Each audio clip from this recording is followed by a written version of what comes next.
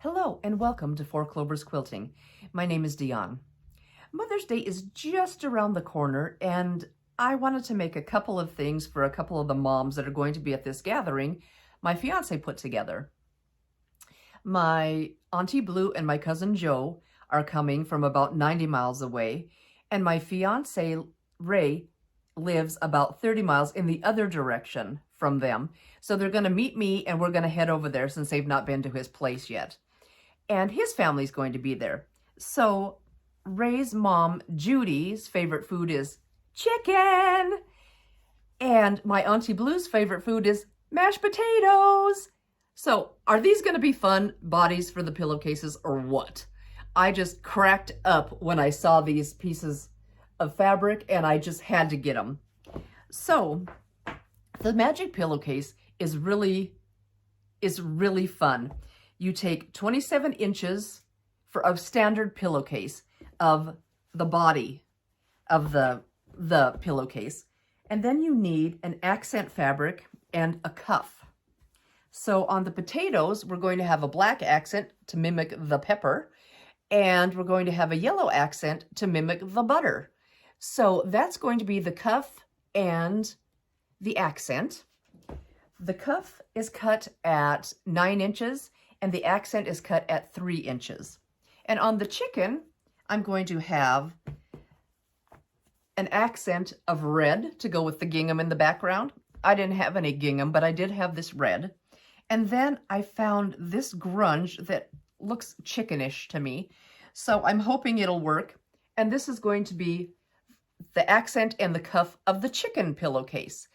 So it's kind of cool because you just remember 3 inches for the accent, 9 inches for the cuff. You multiply those together, you get 27. 27 is what you cut the body of the pillowcase at. So 3, 9, and 27. I'm going to go iron these fabrics up, get them cut, and I'll be right back to show you how this works. I've got the pillowcase fabrics all cut out and ironed. And I got so excited, I forgot to tell you what it was called. It's called Feast Mode Studio K for Robert Kaufman. I thought that was hilarious. So you needed to know that. So this is how I have the fabric laid out. Both sets are laid out the same way. I've got the 27 inches folded in half. We have the selvage here. We've got a fold here and the other fold here. Then we have the 2 folds here for these fabrics and the selvages all together at this end. Exactly the same here. So what I like to do is I like to go in and trim off right where the selvages are. So we're starting with the same size pieces on all 3 fabrics. So I'm going to do that to both of these and I'll be back in a flash. Okay, I have all my fabrics ironed and ready to roll. I ironed that middle crease out, so hopefully it doesn't look like I did a very good job, but I tried. And you iron the accent fabric wrong sides together, so it's right sides facing out.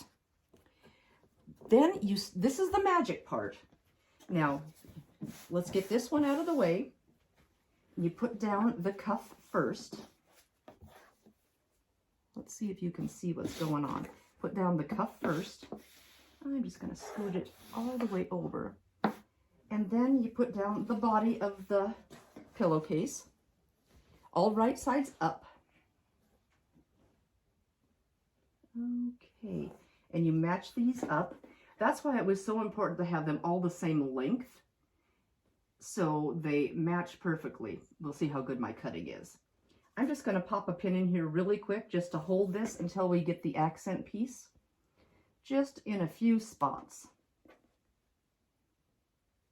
Maybe.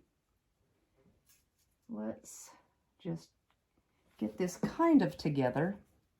And, well, it doesn't look like I'm really perfect on the end here, but it's going to be close enough, I think.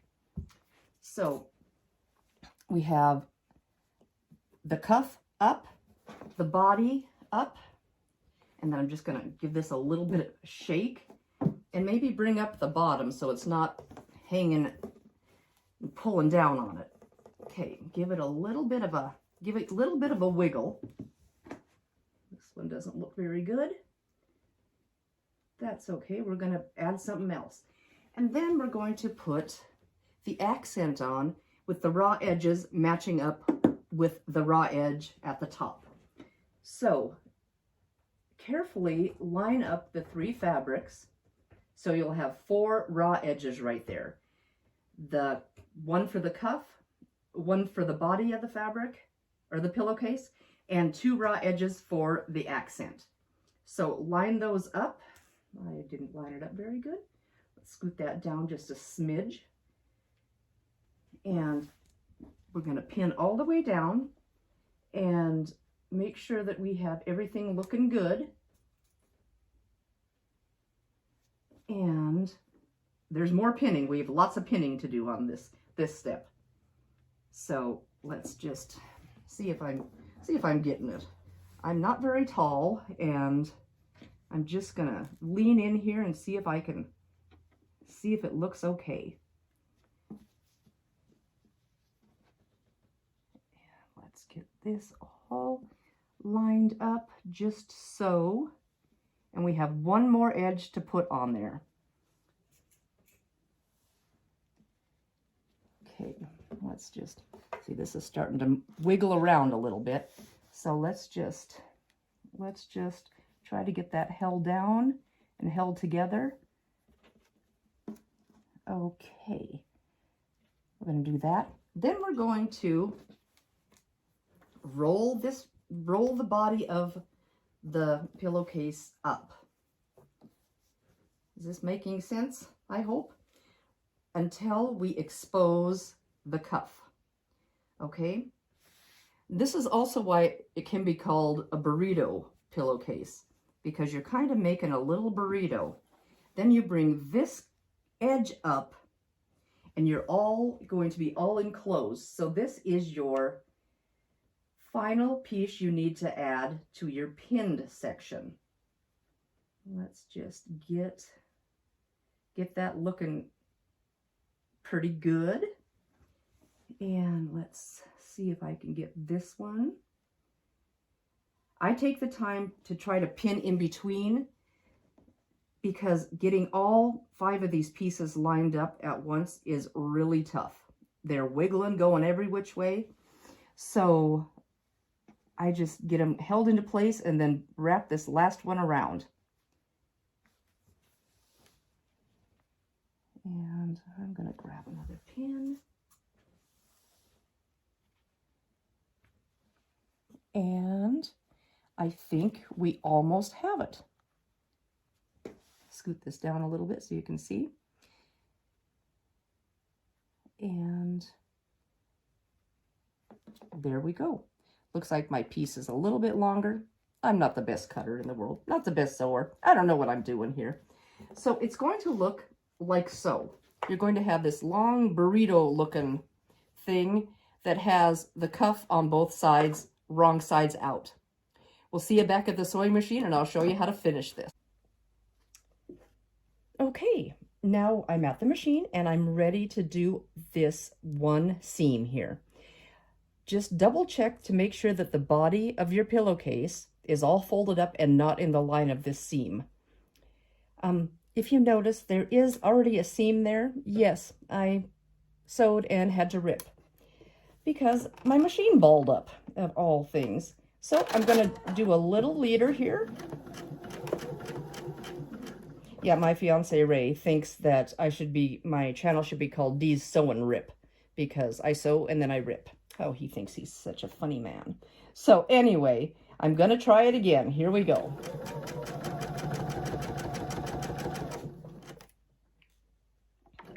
Let's get that needle in the down position and see what we can do here.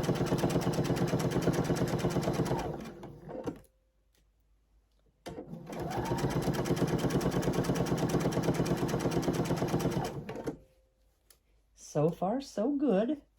Just going to try to keep an eye on these so it looks like everything's lined up.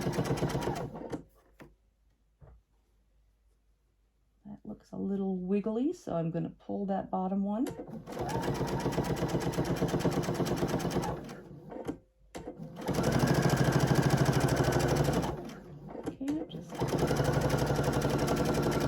to move a little bit, I just give it a little scratch and hopefully it gets back into place. Okay, let's get the rest of this burrito pointed towards me and keep sewing.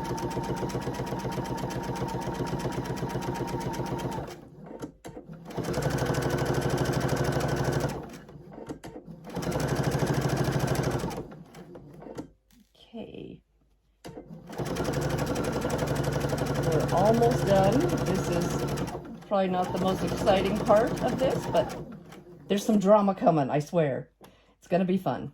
Okay, we're almost to the end. Let's just scooch that over a bit. And we are coming to the last little leg of this magic pillowcase.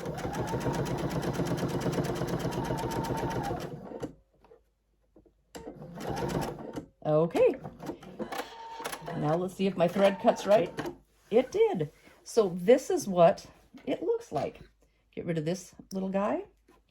And now you have this tube that's all wrapped up like a burrito. I will be right back to show you what we do next. Okay, now I'm back at my cutting table just because I have a little more room over there. And what we do is now we reach inside here and start pulling this bad boy out. So this is the hardest part of the whole thing. So hopefully I can get it without too much of a struggle. I folded my first one really tight and that was a little bit hard to get out. So let me just give it a little yank here and hopefully we can get this right side out.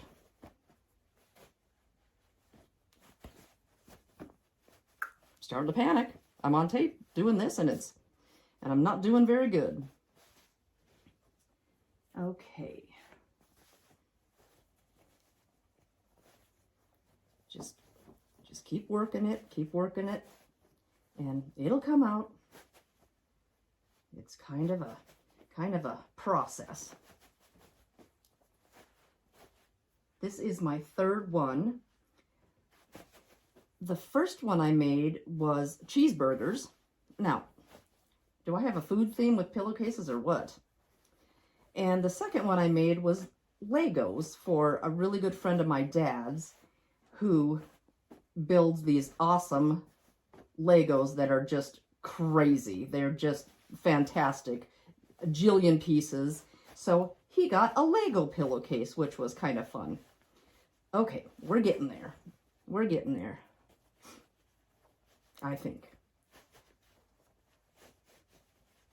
Sorry guys, this is kind of boring. So, and it doesn't look very good, but it's coming.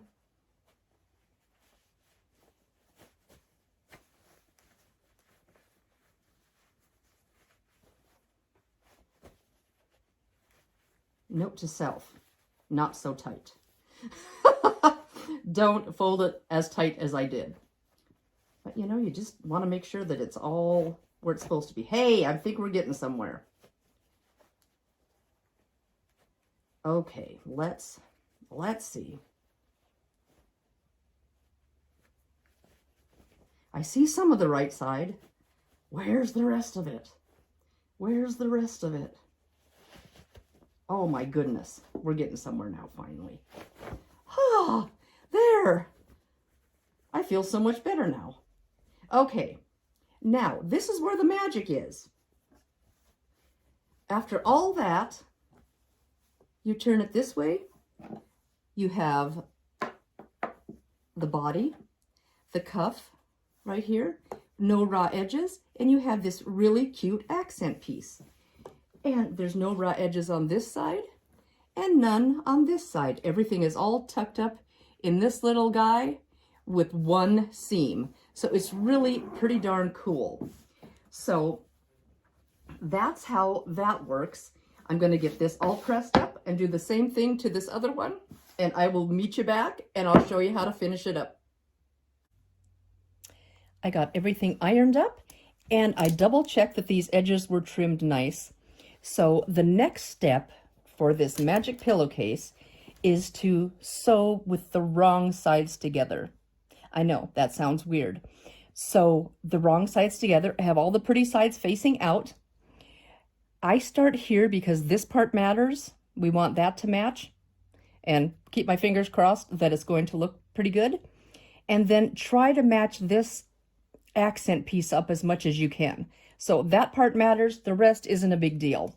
So we're gonna get my leader going, and we're gonna start sewing on this bad boy. So fingers crossed, because some of this gets a little bulky.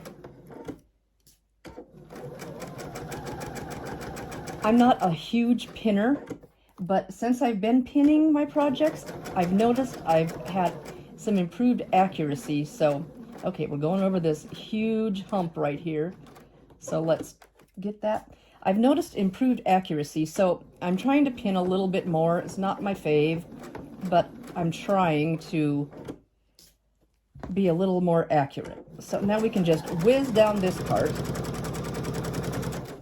This part isn't very fussy, so let's just buzz down this. And if you have a needle down option, this is a great time to use it, because when we get to the corner, we'll just pivot. If not, you can just drive straight off and restart. Not a big deal.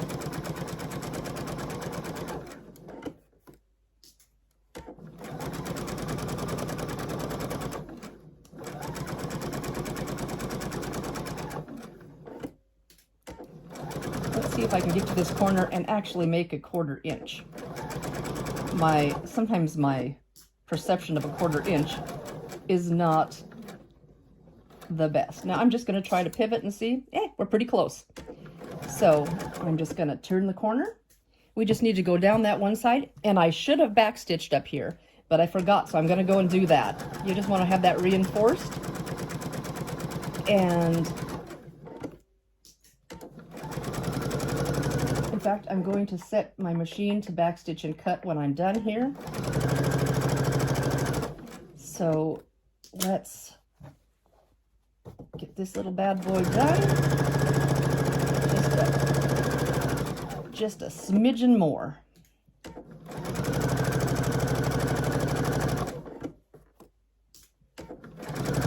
And we're coming to the fold, so that's as far as we need to go, because that side is done. Now I'm going to get here, hit my back stitch. Whoa. And it should cut, and we'll be all set. Then what we need to do is, I'll go back in and reinforce this top one because I forgot to do that. Now what we need to do is go over to the cutting board and trim this down to about 1/8 of an inch. And I'll be right back. I went in with my rotary cutter and trimmed away some of that, so it's just about 1/8 of an inch on the two sides. And I also snipped the corner close to my thread. And I went along and I finger pressed just to open up that seam. So I just pressed it along that seam just to one way and tried to get that as open as I could. Now what we're going to do is we're going to turn it inside out, and we're going to do it one more time. What we're doing is called a French seam. So I went and turned this right sides together like normal, and I'm just rolling these seams so they're right on top of each other, so that seam you can see is right in the middle, and I'm just pinning these all along those two sides, and we're going to sew a thin, tiny little seam all the way around those two sides again. And when we get done, there will be no raw edges. It'll be all enclosed and really a pretty cool technique. I'll show you in just a second when I get it done. I scooted my needle as far right as it would go, and I just made this thin seam right along here. I started at the cuff because that part matters, and hopefully inside everything will match. It's quite bulky here, so just take your time and go over that. And then I just went all the way down, pivoted at this corner, and then stopped here and did a back stitch. Okay, I've got it all turned right side out, and got the corners poked out. I need to go iron it. The corners are a bit bulky, so do your best. And don't go all the way through. I've done that several times. And there's a string there that I need to clip. My cuff and accent aren't perfect, but you know, it's close enough. I must have ironed this a little crooked and I'm off a tiny bit, but we'll just cover that up with my thumb. And this is what the inside looks like. There's no raw edges and it's just nice and tidy and won't be fraying. So that's what it looks like. I am going to go iron this and get the other one done, and I'll show you both when they're done. As you can see, I have both magic pillowcases done. This fabric was so fun and I just enjoyed working with it. It just cracked me up. I thought it was just really fun. And I hope that Auntie Blue and Judy like their pillowcases and enjoy using them. And I want to thank you guys for spending a little bit of your day with me. I know your time is valuable and there's a ton of content out there. So thank you so much for coming along on this magic pillowcase journey with me. Please consider subscribing, sharing, and liking. That really helps my channel grow and I would appreciate it very much. Again, I'm Dion with 4 Clovers Quilting and I will see you soon. Thanks a lot. Bye-bye.